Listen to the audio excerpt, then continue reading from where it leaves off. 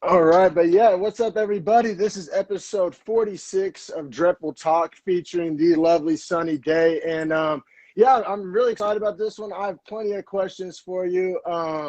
You lead an interesting life, and I'm really Yeah. excited, you took the time to join us here today. But I'll let you kind of introduce yourself a little bit and kind of like what you do, and then I'll have a few questions for you. Awesome. Yeah. So my name is Sunny Day. I graduated from Norman High with him. And I went to the University of Oklahoma. I'm the first person in my family to graduate from high school and from college. So that's something I'm Oh, super yeah. proud of. And that kind of led me to want to be a teacher, but that's not what I went to college for at all. Okay. Really? Yeah, so I graduated with a bachelor's in communications because I went on a scholarship that they gave kids with specific backgrounds and incomes. So I had to rush into school, and having parents who didn't go to college, I didn't really know how to figure out what I wanted to be when I grew up. So I was like, I like people and I'll have to know how to communicate with people. So we'll just go with a communications degree. Well, when I graduated, the teacher walkout happened, and I went to the Capitol with my little brother. He was 9 at the time. And I was just super inspired. And I figured out that you could be emergency certified because they were desperate at the time. And I passed all of my Wow. tests. And so, total change of heart and path. But so now I'm on my third year of being a teacher. My first Wow. year, I did special education, then language arts, and now I do ESL, which is very interesting. So. Wow, wow, wow. Man, I'll be real. What you were saying there, I mean, that hit home to me. Like, I'm pretty sure I had that same scholarship you had, come from Yep. pretty similar circumstances. And to be completely honest, I mean, I still haven't found the answer of what I'm trying to do with my Yeah. life fully. But sure as hell, as an 18-year-old with, nobody in the house to kind of go to these questions with, I'm right there with you. Like, I've Yeah. totally related to that. Like I said, to a certain extent still do, I'm doing all right. But, as far as like, have I found that thing that I want to do for the next like 60 years or however long, I'm blessed with? Like, the answer to that question is I don't no. And know. yeah, yeah. And it's so crazy. I've always thought it was crazy, but I've always kind of just thought it was a me problem. That we expect 18-year-old kids to make these decisions. And Yeah. like, for some kids, that, they've been knowing they're going into daddy's business since they were 10, or Hmm. certain people, they won't relate to that. Or, some people love the freedom of choosing to not go into daddy's business. But for somebody, like I said, like me, who, like I said, was kind of a fish out of water. And yeah, I had no idea kind of which direction to Yeah. take that. That's so cool though, that you like got inspired by like real life. Like, you didn't get inspired by a book or a Hmm. podcast or a celebrity. Like, you got inspired by like circumstances that were Yeah. occurring in real time around you. That's so cool. And just, it kind of just lets you know that even if you think you have a plan, life will, change that real quick. Oh, yeah. Yeah. Everything in your life, I really feel like leads you to where you're supposed to be. That's why I work at the school that I work at, because a lot of our students have similar backgrounds and upbringing. So, I mean, in my classroom, the number one rule is to be vulnerable. And so I'm very honest and transparent with my kids, because I know a lot of them probably feel the same way that I did when I was growing up, just lost and like, well, crap, I don't know. Like, this world's not made for me. So I hope that I can Ooh. like change, their mindsets a little bit. Damn, yeah, you just hit me right in the feels. That's another one I relate to, of just like, this world ain't meant for me. I think I've definitely felt that at time, and as you alluded to, I'm sure a lot of other kids have as well, and grown men. I think there's like this thing that happens where like, especially like I can't speak for a woman and a woman can't speak for a man, but my experiences as a man, like, you turn a certain age or whatever, and you're just supposed to have the answers. Are you supposed to, you're no longer supposed to have those wonders or those doubts or whatever, and Yeah. you're supposed to just, be 100% confident in everything. And I think a lot of that is a facade. I think the amount of men Oh, that yeah. like actually feel that like in charge of everything is slimmer than, a lot of us like to lead on. And yeah, no, that's really cool though. So what school are you at, and what age of kids are you working with currently? Yeah, so I teach at Bridgestone, which is a part of Western Heights Public Schools. It's our fifth and sixth grade center. And I teach fifth and sixth grade ESL, which is English as a second language. So our Yeah. school is predominantly Hispanic students, and a lot of them come over here from other countries. And I teach those kids who just moved over here how to adapt to the culture and to learn English Wow. as a fifth and sixth grader. It's so hard. So um, I got put in this position this year, and when they asked me to go from language arts to that, I literally cried because I was like, there's no way that, I mean, I don't speak Spanish. There's no way That that, was gonna be my next question. I was like, do you yeah, speak Spanish? So you I don't speak do a Spanish. little bit now because my Yeah. students have taught me and I've been thrown into it. But at the beginning, none. You know, I would order Wow. Mexican at a Mexican restaurant to be respectful or whatever. But other than that, that's it. So I was just like, there's no way that I can do this. I'm not made for this position, but I did Wow. it and I learned it is much more than that. It's just a lot of patience, and it's my main goal as an ESL teacher isn't to just teach them the culture of America or to adapt to our education system and teach them English, but it's to make them not forget where they come from and to not forget their language. Because I tell my kids, if you can speak both languages, you have so much power. Like, use where you come from and everything you know. Like, don't forget that. Yeah, You yeah, can like be both. this isn't one of them, Indian schools from the 1800s of like, I mean, Exactly. thankfully we've evolved past that, we're not trying Hmm. to you can add to it. You don't have to strip it down first. Yep. I really like that approach, and those kids are lucky to have somebody, like you teaching them that approach. Especially in a place like Oklahoma where like, Yeah. you may never know like the person teaching some ESL classes probably like, don't even want them here. You know what I'm Yeah. saying? Yep. It's very And true.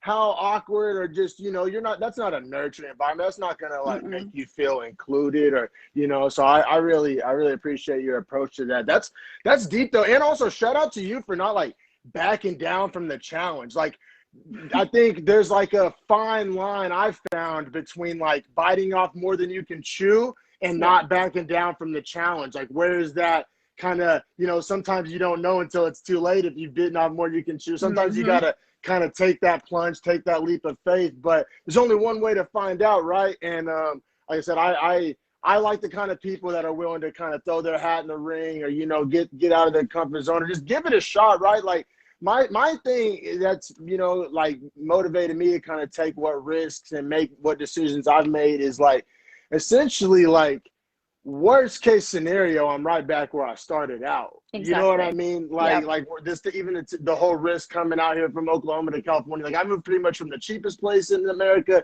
to the most Yep. expensive place in America. And I was like, I mean, did I have 100% confidence that it was just going to work swimmingly? And did it almost go south like more times than I care to admit?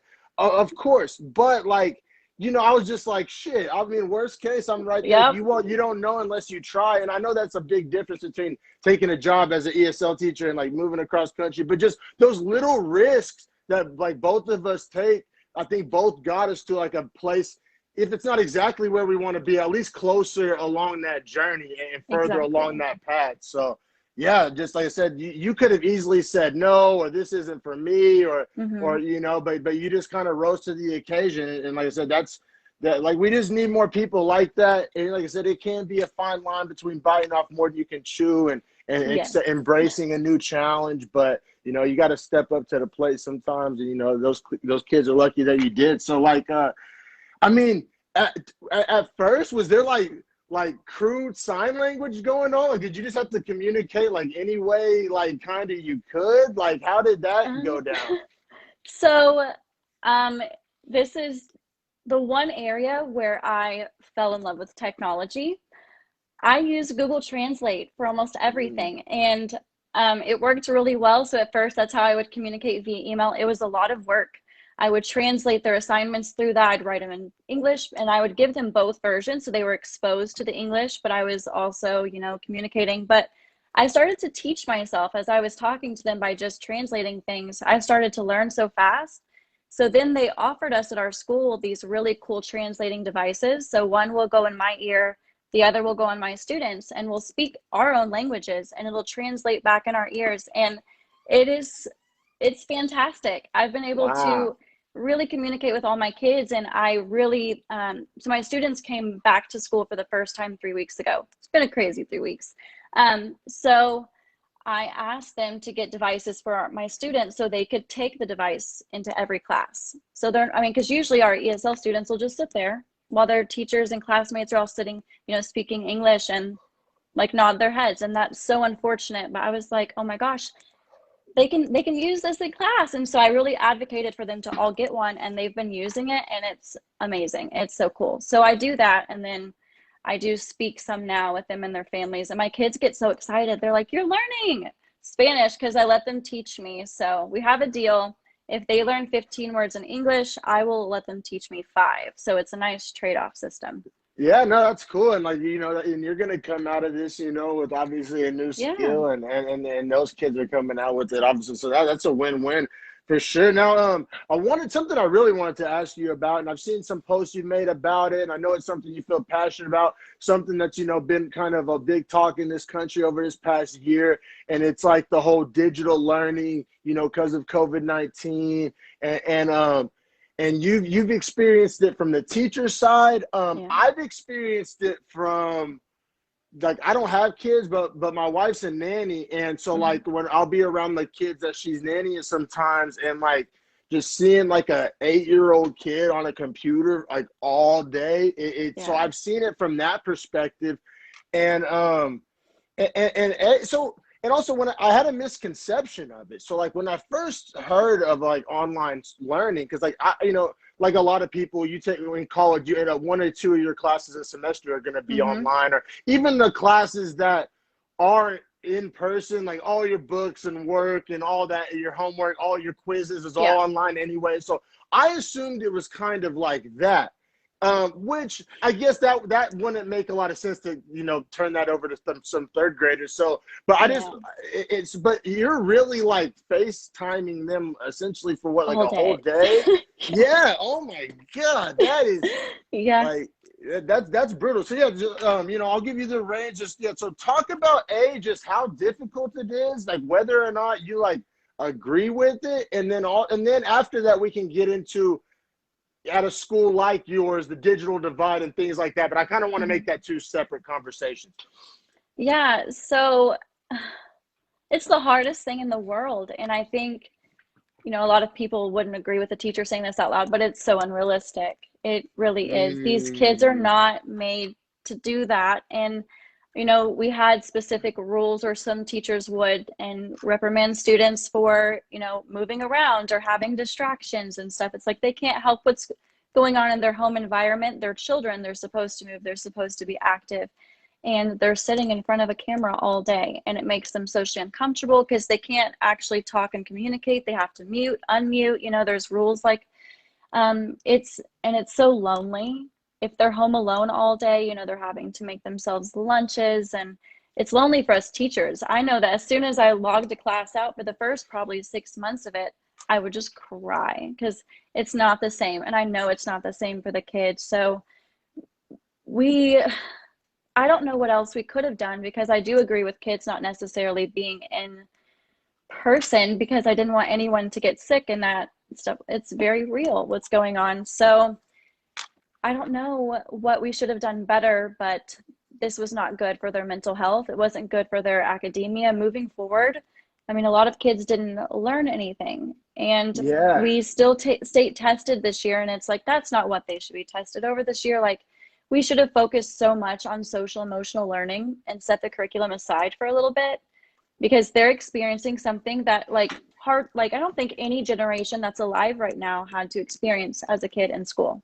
Yeah, man, I agree almost with everything you just said. Like, first off, like, now I pretty much have ADHD. Like, I was never like diagnosed, but I have a very short attention span, very like distracted easily, and like, but I'll just even I turn 27 next month. Like, I could not sit in front of that screen and sit still and pay attention. Like, I could not. I don't care any type of drug, anything. I couldn't sit there all damn day. I barely could, like when I was getting paid to do it, and you still got like lunch breaks and stuff like that. Like Yeah, no, that would be, so I just wanted to say that, like, I don't even think I could do as a grown man what we're asking these children to do. And then like you said, and then I've witnessed it from kind of like a privileged kid that does have a nanny and a big Hmm. house and fast Wi-Fi and all that. And it was still a nightmare. So I can't Yeah. imagine these kids that, yeah, are home alone, making themselves ramen noodles in between classes and stuff. I can't imagine. I can't imagine. Yeah, yeah, and this whole like, there's gonna be like a whole generation of kids that, like, are, it's like an experiment pretty much. Like, they're gonna be like, what happens when Yeah. you like take a whole like what would have happened to us if we missed like a whole like fourth grade or fifth grade or whatever grade? Because Yeah. each grade comes with things that you learn in that grade, both just Hmm. about the world and actually like the book stuff. So yeah, it's like I don't know. Yeah, that's really wild. And you're right. Like, it's not that like I was advocating for them to be like, it was a lose-lose situation, because exactly, like, you can't have like, full capacity. Now, it was kind of interesting because out of all age groups, kids did seem to be the least affected by it. But Hmm. you can't make the whole crack some eggs to make an omelet argument when you're talking about children, right? Like Yeah. like when you're talking about numbers and stats, it's, but whenever you're sitting there looking that little kid in the face and like, oh, you don't get to go home, or so, Yeah. you know what I mean? It's a whole different ball game, and I do appreciate the not taking risks. Yeah, it was a lose-lose. It's a lose-lose, and I think that it was ridiculous for so many people to kind of dig their heels in the sand over like which answer was right when both answers were clearly wrong. Yeah. Yeah, like, you're both, like, you're gonna cheer that hard for both losing teams. Like, it's just kind of like some circumstances you had to deal with for sure. Now and then, yeah, I wanted to talk about also. So, like, did you have kids that, like, because, like, so I'll put myself out there before I put it on these kids. Like, growing up, I didn't have a computer or internet in my house at all. Like, I would have to go to the library to type my papers, go to a homie's house, this, that, just work around it, just get Hmm. by however I had to get by. Use the, like, my mom had a business friend that had a printer shop, and I'd go there and print stuff out and just like shit like that. And so, like, I would have been fucked. Like, I would have been one of these kids that Same. like, you know what I mean? So, like, were there kids that just like, like, either like you can't drop out as like a third grader, but like, is there kids that just like fell off the map, or like, is there kids that just, did you guys provide any kind of tablets? How did that go down for some of those kids? Yeah, at first it was really rocky because we had not gotten the relief grant from the president yet, or our government, I suppose. So there were a lot of students who were left out. And not only is it just that they couldn't afford these devices, which we all know are over $500, that's Yeah. unrealistic, especially if you have several students in a household, which most of them do, but also Wi-Fi. Internet's so expensive. Never had internet or cable growing up. I didn't have technology. So just like you, I would have been like, ugh. And I loved school. So I would have been so upset because that is not fair just because of where I came from. And I just, I don't know, it was really frustrating, but we eventually got a grant and we got iPads for all of our kids. Well, at first they took all of the teacher iPads and then they got the kids some too. So we eventually got Chromebooks, but that was just a few months ago. So we provided all of them with devices. And then some of them, only some, are able to get Wi-Fi assistance. But It was so I sad. have, Like, out here in California, like, you would go to like McDonald's and like public places, Target, yeah, see kids like, well, because like I said, it's not sad like looking down on them. Like, that would have been me. And kudos to those yeah, kids for jumping those hurdles to get their work done. Like, it's nothing on those kids. Actually, those kids get bonus points. But what I'm saying is just like, yeah, you can't look at that and like, it doesn't make you feel good when you see that. You know what I'm saying? Seeing a kid exactly. sitting on the floor of a McDonald's, like, trying to learn about how to, where to use a comma. You know what I mean? Like, Yep. it was just an absurd kind of like glitch in the matrix. Like, something's not right here. Like, it was just some really, really bizarre circumstances for sure. And that's cool though that you guys kind of were able to, help those kids and just Yeah. do the best you can. That's all anybody did over this past year, is just do the best we could. kind of want to like zoom the microscope out a little bit and talk about like Oklahoma schools as a whole, because you know, I'm a product of Oklahoma public schools. You're a product of Oklahoma public schools. I'd say pretty much common knowledge. I'm not really bashing here, but like, you know, every year they like rank towards the bottom, like mid to high 40s if you're comparing it to other states.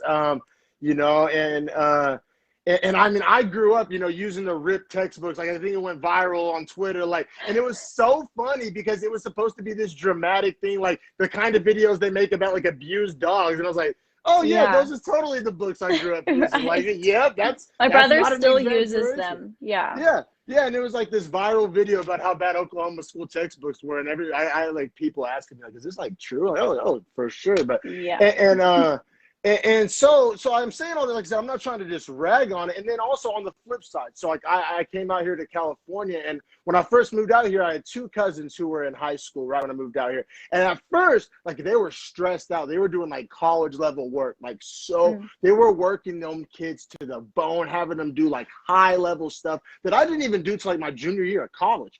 And it wasn't it was just normal classes. And like at first my opinion changed, because at first I was like, you know, this is like the last time these kids have to not be stressed out. Like, why are there like a stressed out 15-year-old shouldn't even be a thing. But then on the flip side, now they're both in college and they're both kicking ass. Like, they're both, college is easy to them. And I'm on the flip side where I had a good old time in high school. Like, my high school might as well have been dazed and confused, but like at the same time, like, I got to college and it kicked my ass. And I had a high GPA in high school, but like, I didn't learn shit. And so like, where's that balance between, like, I mean, like I said, like, you don't really want like stressed out kids, but I do think they need to up the curriculum a little bit. Where do you fall on that? Well, our curriculum, it definitely needs to be updated, not just in Oklahoma, but in general. There are a lot of things that are missing. There are a lot of things that need to be added, and just overall what we're prioritizing and teaching these kids. So, you know, obviously I'm competing for Miss Oklahoma, and one of the main things, if I win, is I want to advocate for real life stuff being taught in schools. I don't know who decided one day that certain things should be taught to children and that's what's going to make them successful and certain things are not. So I first think that we need to change curriculum in general to meet the more of social, emotional, and life skills needs, because we're pushing the idea that everyone has to go to college. And I don't think that that's necessarily true. And so we equip these kids for college, but what about the kids who not only don't want to go, but really don't have the opportunity to because the way their lives have worked out for them? Some of them have to not graduate high school so they can take care of families, you know? So we need to make our curriculum more realistic so that way people who choose to go to college or don't can still be successful. Yeah, but, yeah, 100%. I think that's a good idea. And like, I think it goes back to, especially in a state like Oklahoma, where like church and state are like more closely knit than they probably ought to be. Like I think there's like this like kind of 1950s idea that like the kids are getting certain things at home. And when in reality, now, would it probably be better if the family structure in America was still a little more intact and kids were getting a lot of that stuff at home? Sure, I'll even give you that much. But like, you can't like wish in one hand and shit in the other and see which one fills up first. Like, you can't make the whole system based around some weird idea of how it ought to be or how it used to be.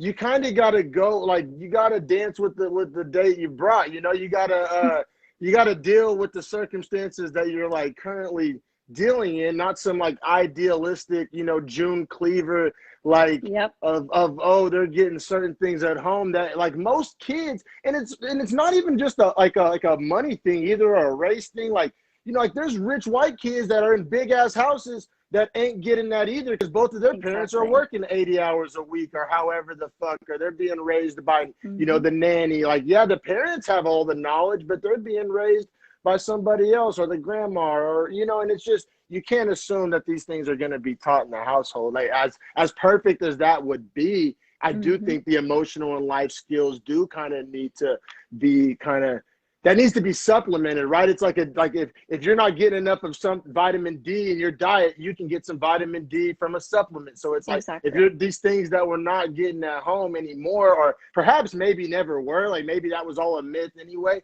And it's like maybe we could supplement that in with some of the school stuff for sure.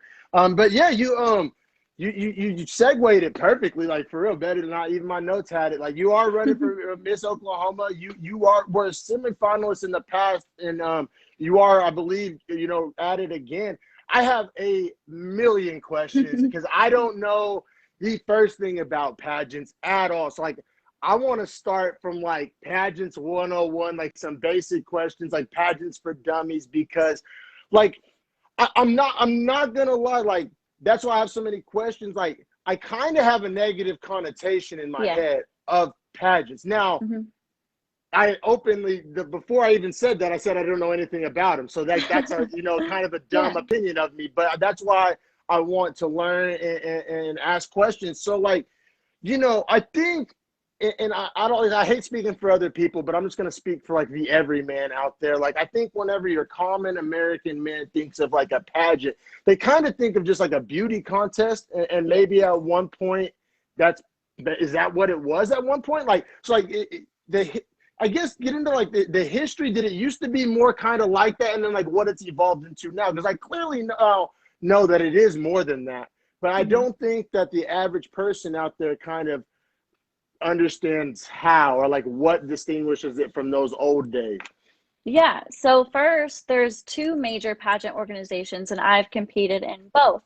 So there's the Miss Universe, which is Miss USA, and then Miss America. So I'm currently in the Miss America organization, but for the past 6 years I did the Miss USA organization. So they're very different, and are they like competitive? Do they like kind of like think something of the other? Like I'm sure a lot of, they're just totally different. They're title holders, their missions, and I didn't know this until I was just recently introduced to Miss America, which I feel like that's what I've been looking for the whole time, but maybe never found it elsewhere.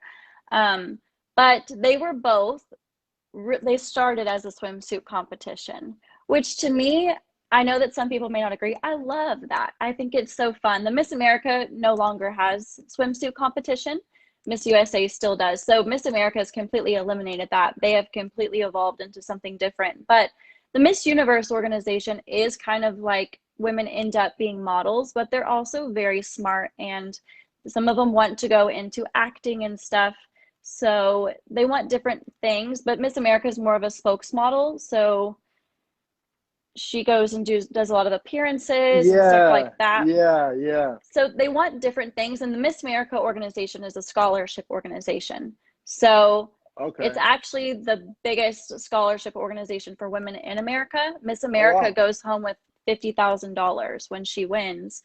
And Miss Oklahoma is one of the highest paid state organizations. So if I were to win, I would get a lot of scholarship money to go back to school, which is really cool. Or for some girls who are in college, they would get to pay off their student loans.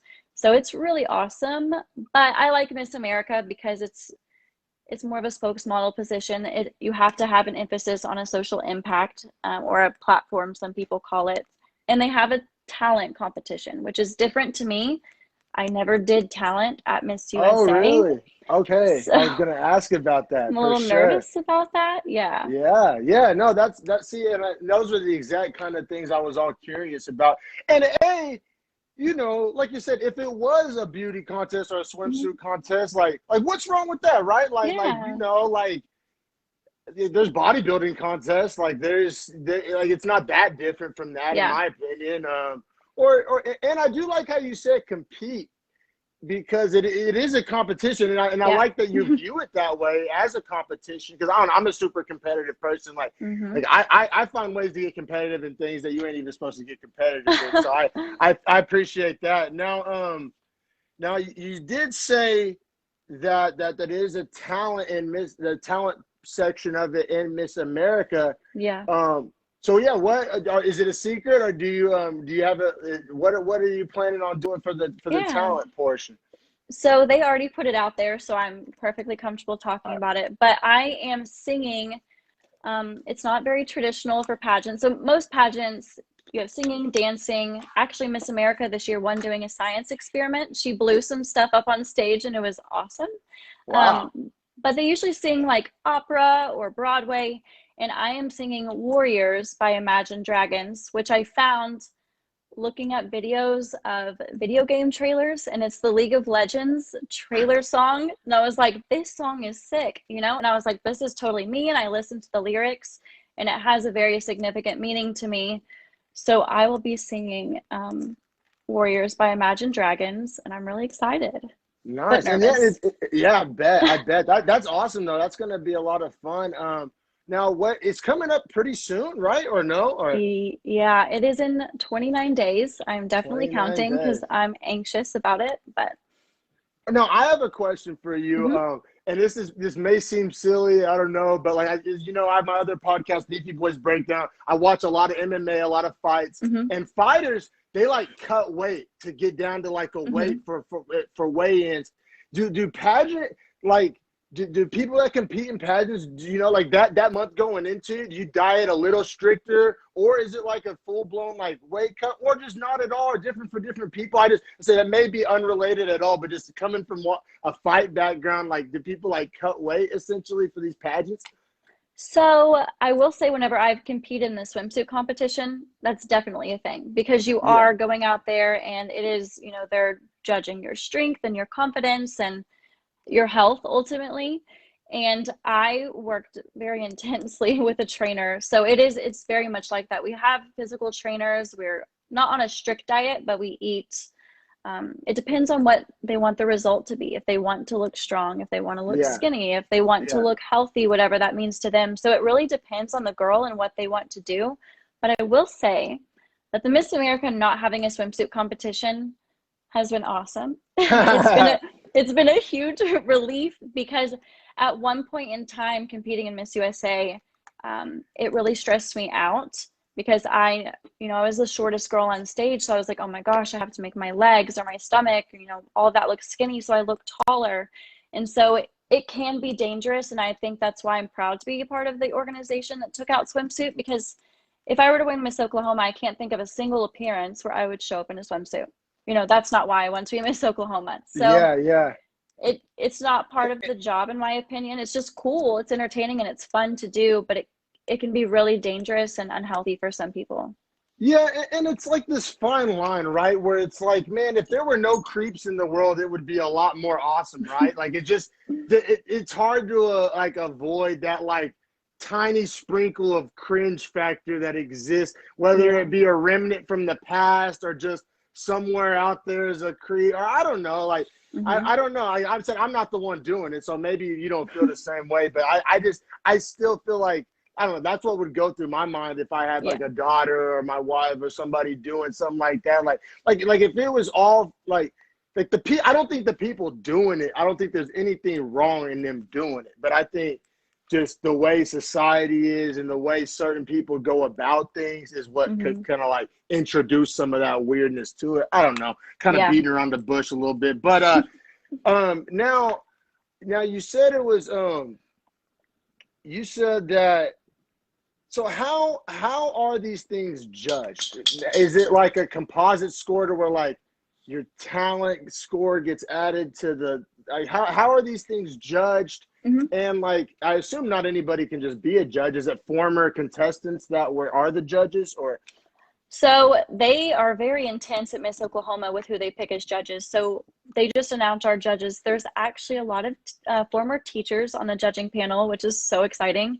So I'm super excited to talk to those judges. We have a surgeon who's on the judging panel, someone that works in public office at the state capitol. So they have, I think, really cool and important and interesting people that you want to have a conversation with. But the way that the judging goes is there's 8 judges and we compete in several different areas of competition. So we have a private interview, which is us with the panel of judges, and we're on there for 10 minutes. And I think that that's 35% of our score. Talent is worth 35% of your score. And then you have evening gown, which is only worth 15%. So, I mean, I think that's so fun. You get to feel kind of like queen but it's only worth 15%. And then you have something called your social impact pitch and onstage question. The onstage question is the intimidating, typically political question. And then your social impact pitch is where you go in front of them and you have 30 seconds to tell pretty much everyone in the audience what you would do as Miss Oklahoma. See, as somebody, like, I've always like loved like my words, like that's why I do the podcast. Like I was an English major in college, like I don't know, that's the part I feel like I would like wait for. Like, oh yeah, yeah, just get I to love like it. yeah, I bet. Yeah, I see. Yeah, you had an English background, right, as well. So, like, yeah, I'm sure you're great with your words as well. That's really interesting. You touched on it a little bit earlier. You are on the shorter side of things for what typically, I guess, is like a prototype. But I was the same way. I was short for a football player, so I feel you. How big of a deal is that? Like it's kind of a common thing. You hear it more for like modeling, but I guess it kind of carries over to the pageant type of sector. But yeah, how big of a deal is it? Is it like, would you qualify it as like a hurdle you've had to overcome? Like, is it like being a short basketball player? Like, what's it like being a shorter person that competes in these things? So in Miss America, I've never felt any sort of discomfort because of my height, because we've had several Miss Americas who were 5'4". I would still probably be the shortest because I'm 5'2", but like 5'4", 5'5". But in Miss USA, it's not very common to see someone who's under 5'7" win. So at Miss Oklahoma USA every year, like I said, I just stressed about who I was going to stand in line next to. Was I going to be next to the girl who was 6'1"? And typically the group photos were so funny because you'd see all these girls and then there'd be me. I was like, man, that's great. But so, and how tall are you, by the way? I'm 5'2". 5'2", okay. I'm a little bitty, yeah. So whenever I'm in the hallway at school, I get yelled at by teachers to go back to class. It's great. It's awesome. But it has its advantages, so it's fine. But yeah, it's definitely been something that I felt like maybe a setback for me. And what stinks is it's something that I can't control. So I just have to own it at that point. I just go out there and do my thing and own that I'm going to stick out because I'm smaller than everyone else. Yeah, the first person that invents like height pills, you know what I'm saying? He's going to be richer than Elon Musk. Everybody's going to be buying them up for sure. Yeah, for sure. No, that's interesting, right? Because like I said, I faced the same thing in football. Like, I was 5'10".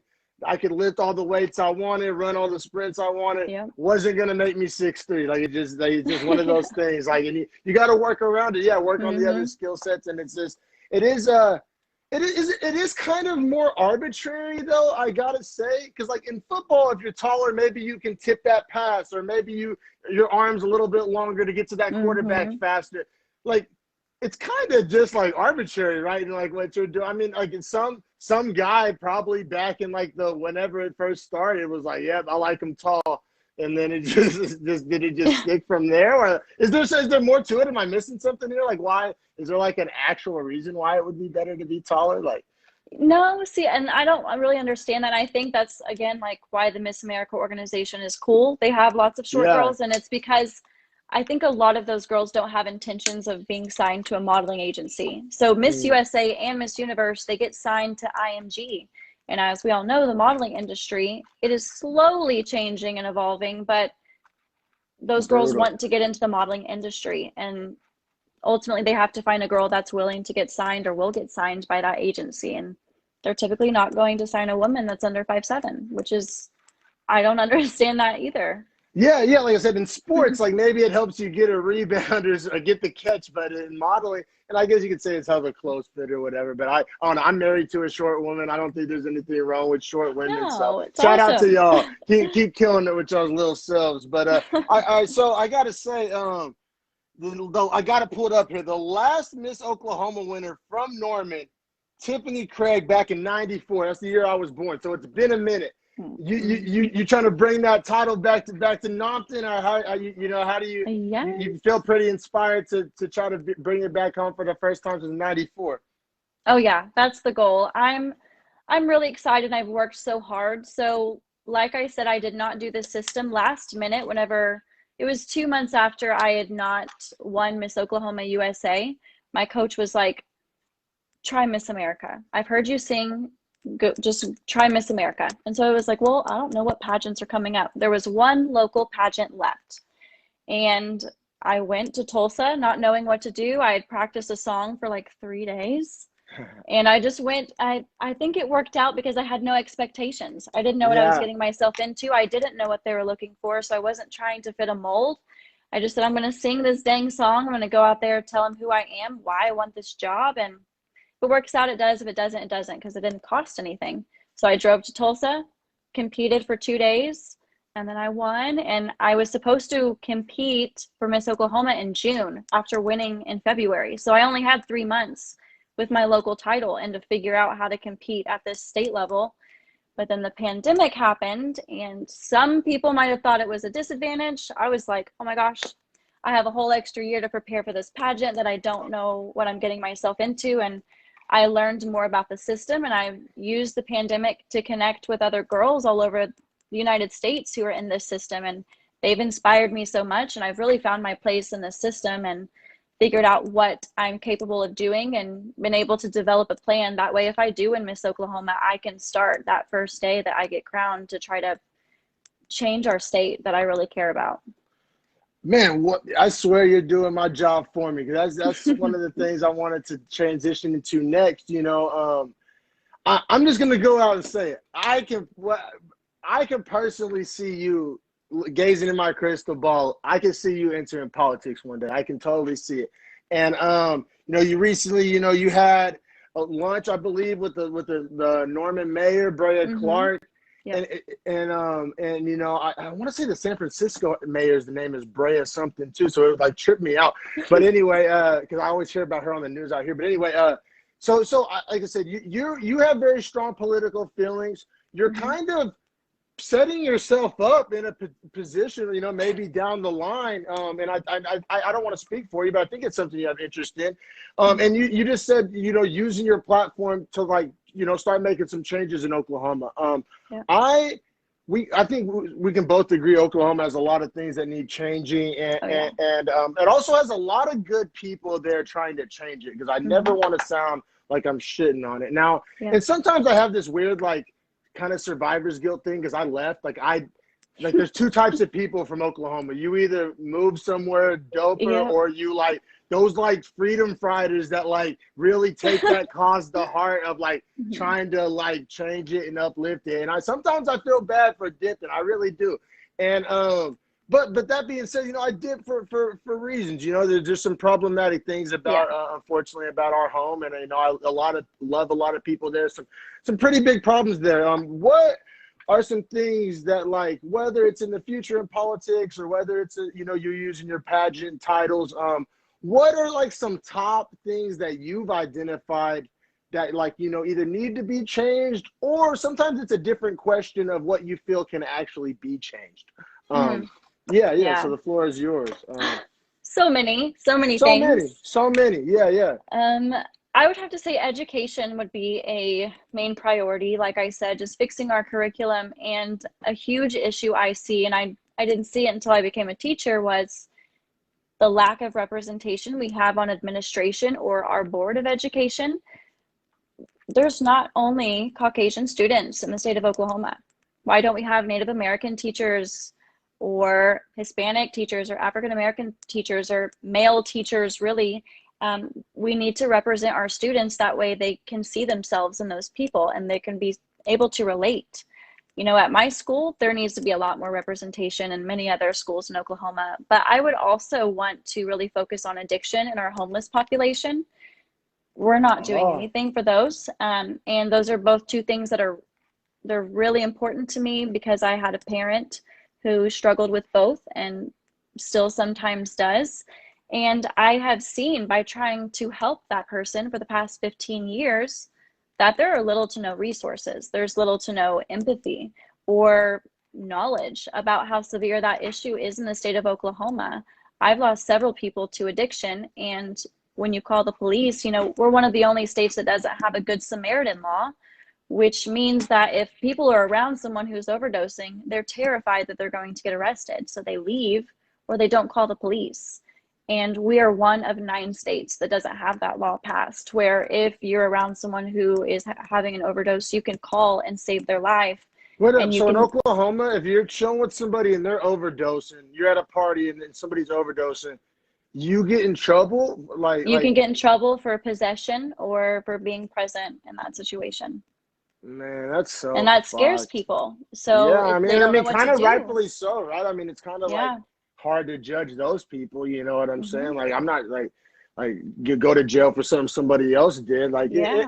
And I guess the police's logic is like, oh, you scumbags are doing it too, but maybe not, maybe Yeah. not. Maybe you got a family member, like you said, that's got a problem. They don't got nothing to Hmm. do with you, but you're in the house at the same time. Yeah. Like that's so messed up. I'm glad you just enlightened us about that. So that would be Hmm. something that you would be really interested in trying to change.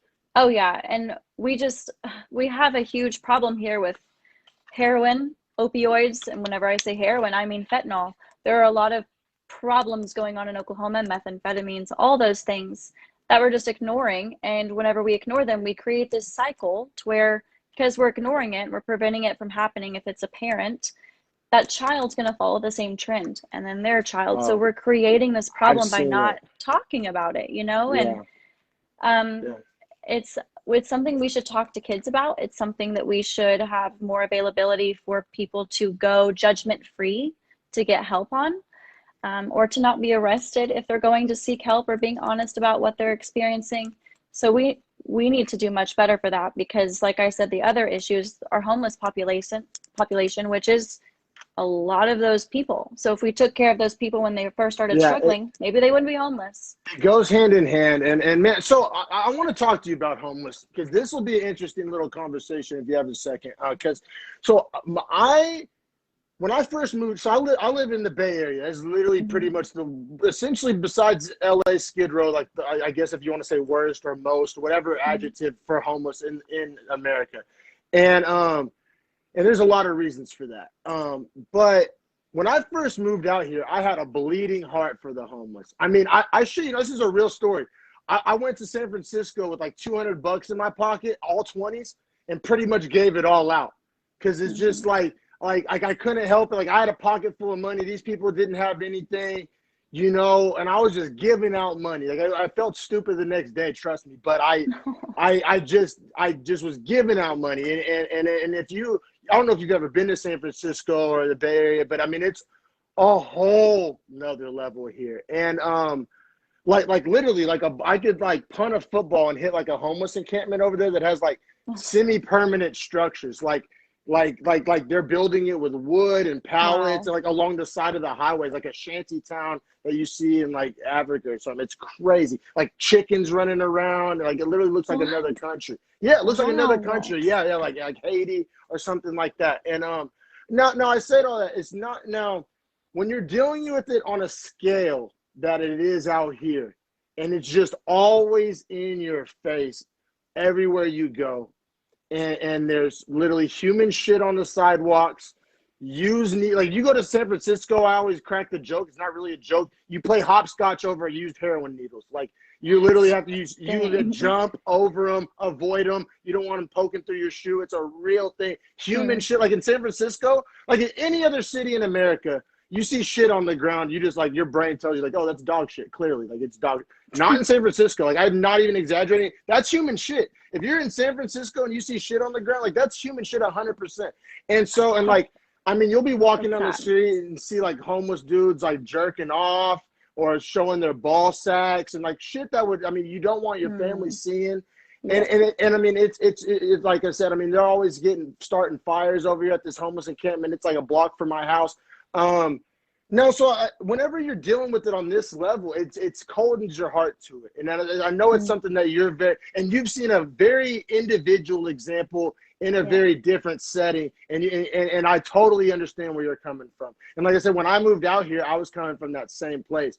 But Hmm. after seeing what I've seen, I've been out for 5 years now, and after seeing like, and you'll see also, so I used to work at a sporting goods store, and there was this guy, he would come in there and he had a rich mom, like, and she would go buy him like I think she buy like every nicest camping equipment in the world, like not in the world but in the store, and for her kid to be homeless.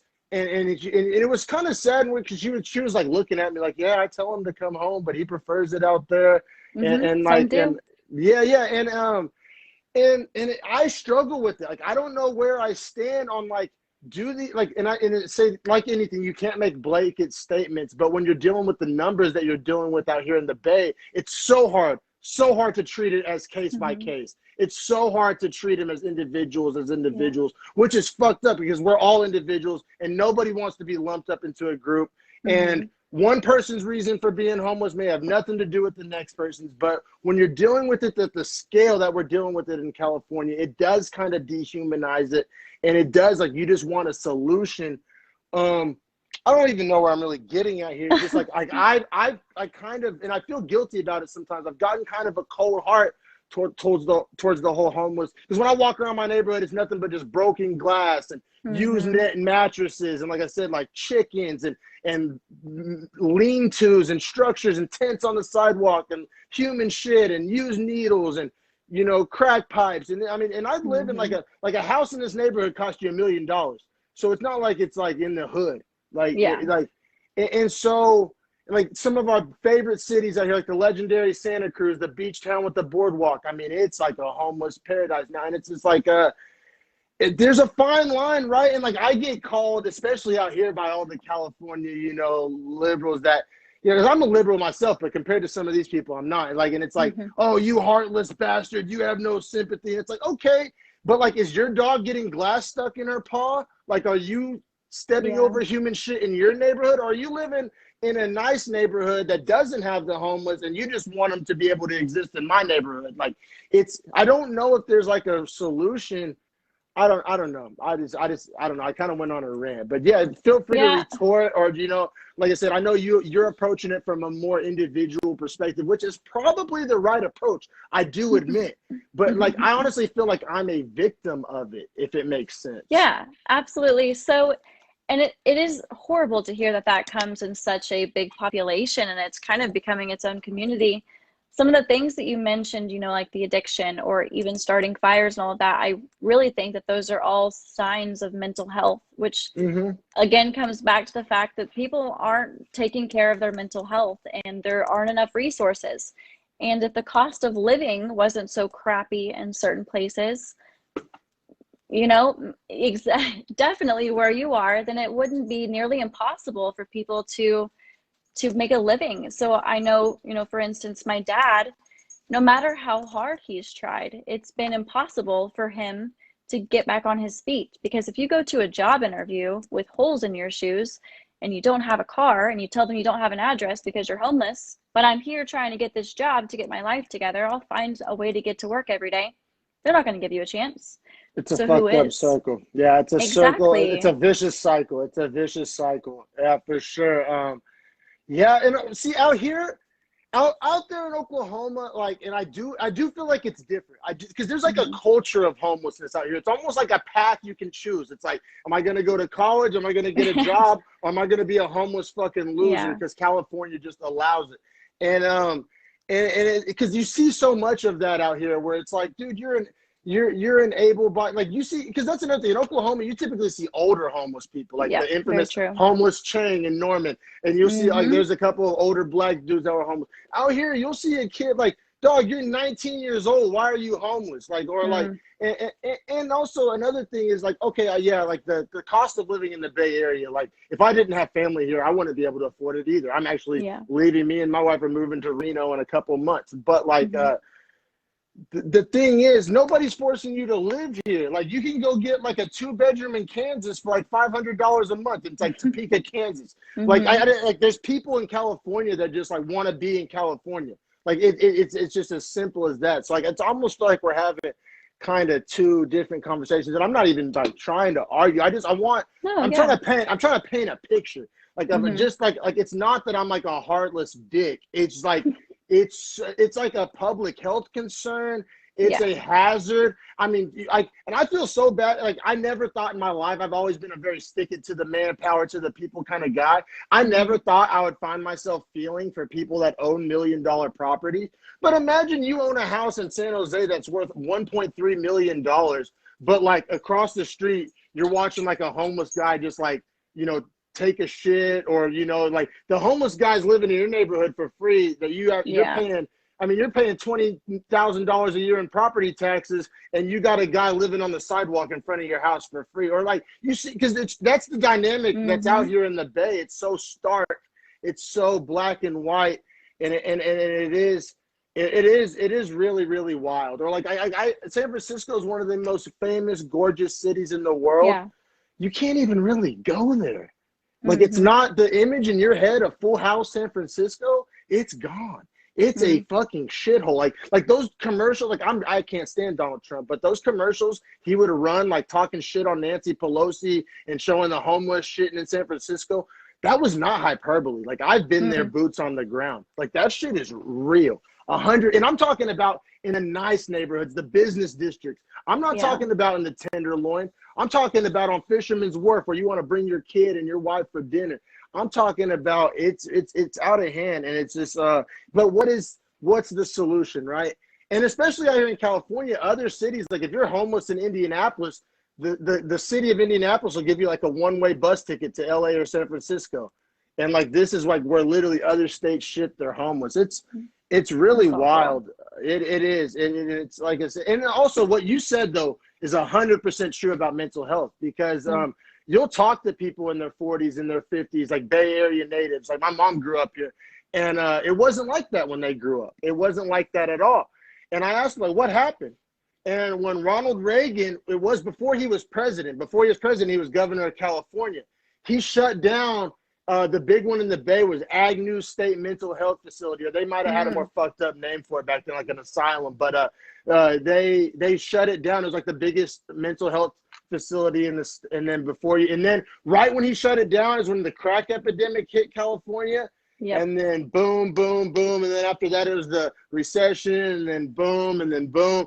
And so, yeah, it's just, and then the opioid crisis, and it seems like there's no end in sight. And it's not that I don't feel for those people, and it's so hard to like lump them all together, because somewhere out there's a homeless mom with homeless kids, and she's never touched a heroin needle in her life.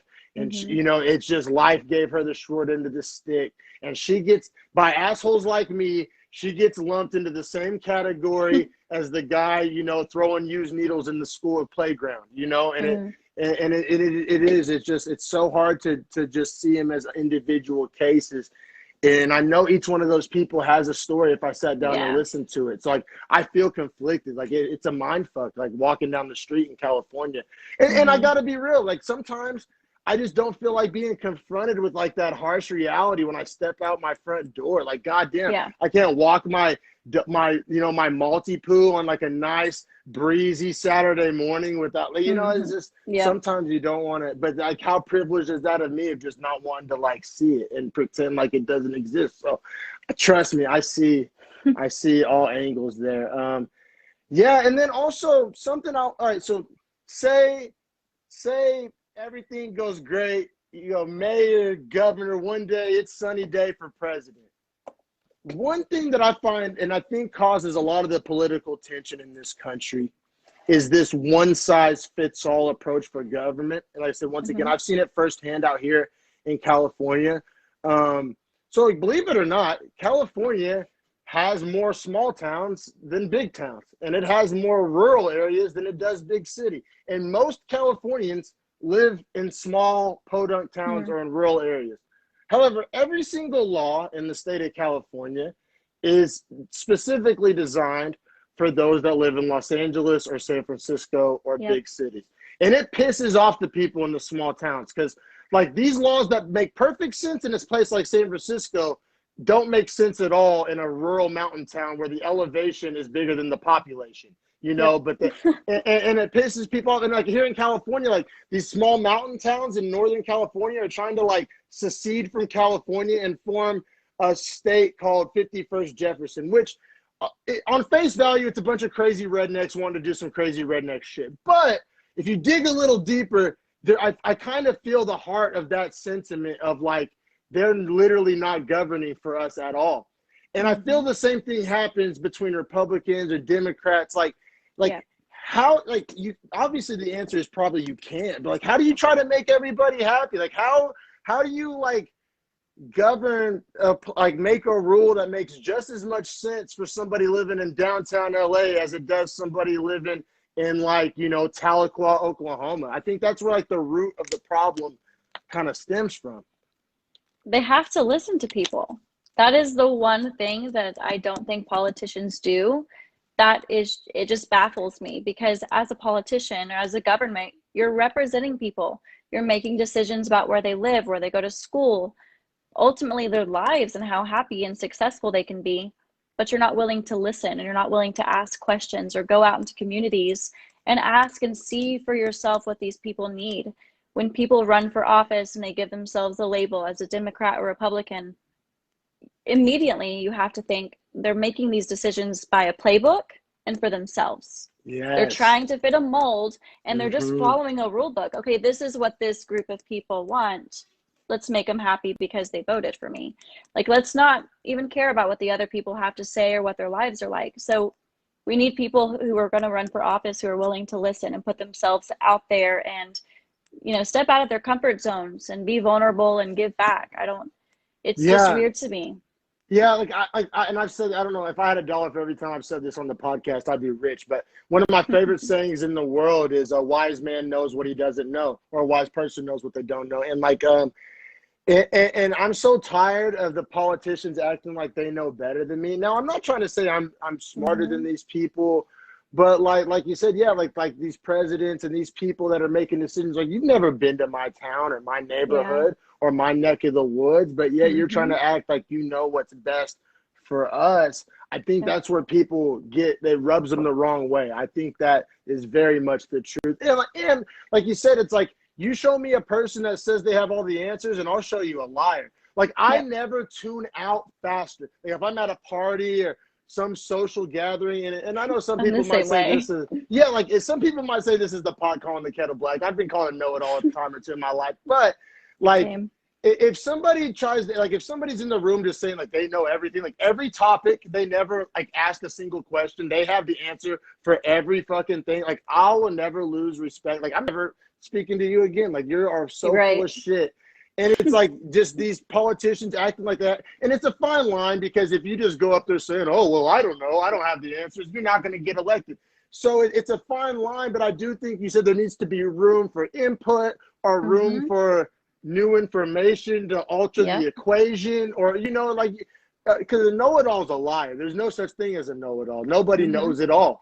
And nobody, you know, can see the world through another person's eyes, and nobody can put, you know, the whole walk a mile in another person's shoes sounds good, but you can't actually do it. Like, you don't know what life is like for them. And I think that is where a lot of the issues do you know, begin, but that's not where they end, you know. I do think that, you know, obviously, like, and it's crazy because I get labeled, like, and this probably happens to you. Now, you are a little more, you know, politically engaged than me, but I get labeled this, like, politically kind of extreme person. And, like, I'm not even that into politics. Like, but it's because of a lack of faith in the system. Like, if I had a couple of people that weren't full of shit or weren't blowing smoke up my ass, or if I had a system where your vote actually matters, aka not the electoral college, I would probably be a lot more civically engaged.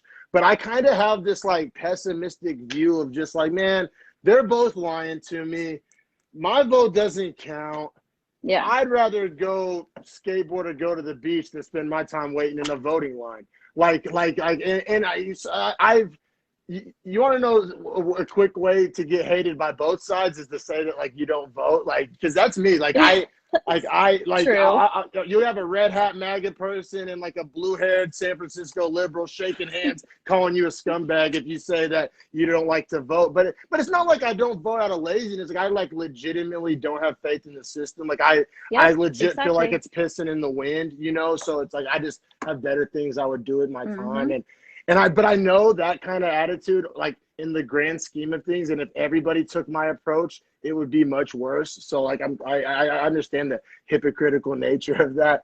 But yeah, I would love nothing more than to like be able to get into politics and to believe in our government and believe in the political system and believe in our leaders. Like it's like I want to. Like that sounds fucking nice. Like I hate having my like bullshit meter just at like full stroke every time CNN's on or whatever channel, you know, whatever channel. It's all the same.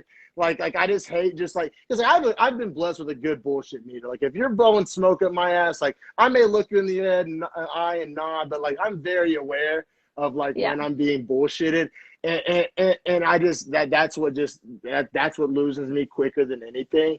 And so yeah, that's pretty much just what's happened to me with the whole political process. But I do gotta say, however we may have disagreed in the past, if you ever run it, you got my vote, and I will get my ass to the polling station. Now, that's awesome. One final question, and I'll let you go about your evening. It's going to end on more of a lighthearted note. Something I've always wanted to ask you since the first time I seen your name in like a middle school yearbook. Is there a story behind the name Sunny Day? Like like whoa. Or like I said, and if it's too personal, whatever, you can pass. No. But I'm sure other people are gonna read this on YouTube or wherever they see the podcast and be like, "Sunny Day, is that like a rapper name?" Yeah. Like, so explain just for the people and for myself, because I've been deeply curious for like 15 years. What's the story behind Sunny Day? Thank you. Well, first off, no one ever believes that my name is actually Sunny Day. Yeah. Like as a kid, I would get in trouble from my teachers because they thought I was joking, and I was like, "No, I'm so serious." Or when they'd say it out loud, I would just wait for some joke to happen. But so I'm a June baby, so it kind of goes with when I was born. But so my dad and mom got pregnant with me pretty young, and everything just kind of changed for them. And so my dad says that I was not a mistake, but a miracle, because I brought light into their life. And so they named me Sunny Day because they wanted me to be a light in the world, like I was for them, which is really sweet. And I always tell people that it's really hard to be a mean or sassy person with a name like Sunny Day. Like I feel like I'm obligated to be so nice all the time. So my mom says that I have an alter ego, and her name is Stormy Night. So there's two of us. Yeah, for sure. Isn't it?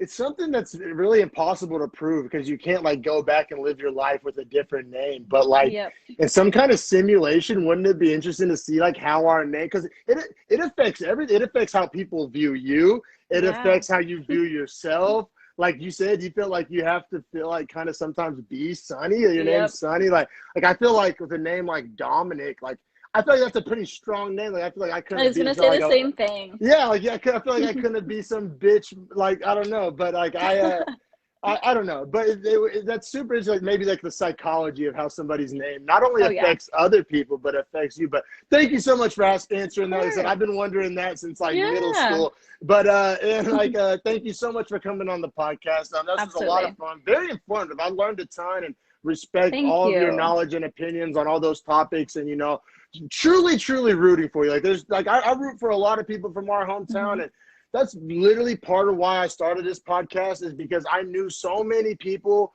from our hometown and from our region that are so talented, and that the world just needs to show, and a platform needs to be given to, which obviously you have bigger platforms than mine, but I wanted to use my platform to just introduce the world to Sunny Day, because I think you got big things coming. And this was episode 46 of Dreadful Talk. Thank you so much for your time. Of course. Let the people know where they can follow you and support you and all that good stuff.